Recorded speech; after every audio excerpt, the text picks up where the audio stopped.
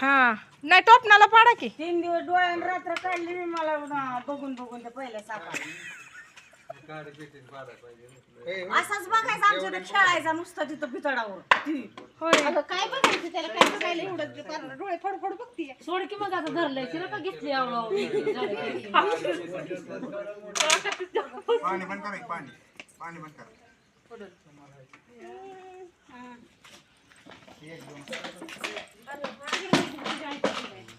पप्पा एवढ्या पुढं का तुम्ही